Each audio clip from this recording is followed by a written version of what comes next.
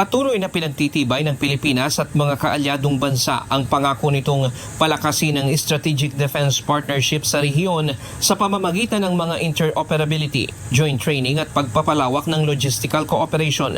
Sa sidelines ng isinasagawang Shangri-La Dialogue sa Singapore, iginiit ni Defense Secretary Gilberto Teodoro Jr. at U.S. Defense Secretary Pete Hegseth ang kahalagahan ng patuloy na kooperasyong pangdepensa sa gitna ng lumalalang tensyon sa Indo-Pacific region.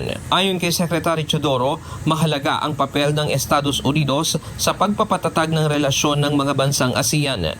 And it is the proof of the commitment of the Trump administration to engage in the ASEAN and the Indo-Pacific. Of course, we will continue to enhance our bilateral and multilateral relationships, all with the vision of a free and open Indo-Pacific and of course our shared interests in upholding a rules-based international order. Tiniyak naman ni Secretary Hegseth ang solidong suporta ng Estados Unidos sa Pilipinas at pinuri ang naging papel ng bansa sa pagtatanggol sa karapatan nito sa West Philippine Sea.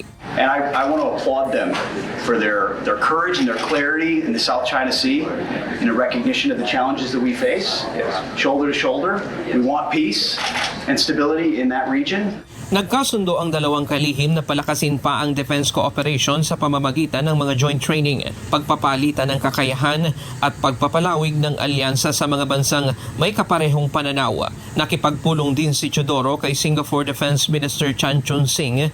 Kapwa nila binigyang diin ang kahalagahan ng mas malalim na defense cooperation sa pamamagitan ng pinalawak na training engagement.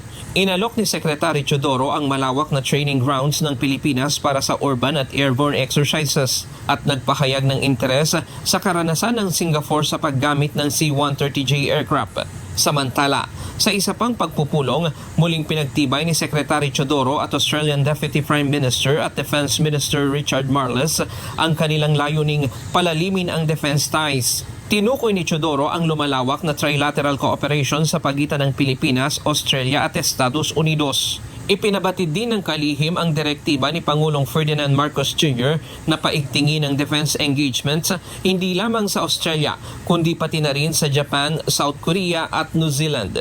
Ryan Lacanlale, UNTV News and Rescue. Diyos ang aming sandigan, serbisyo publiko ang aming pinahahalagahan.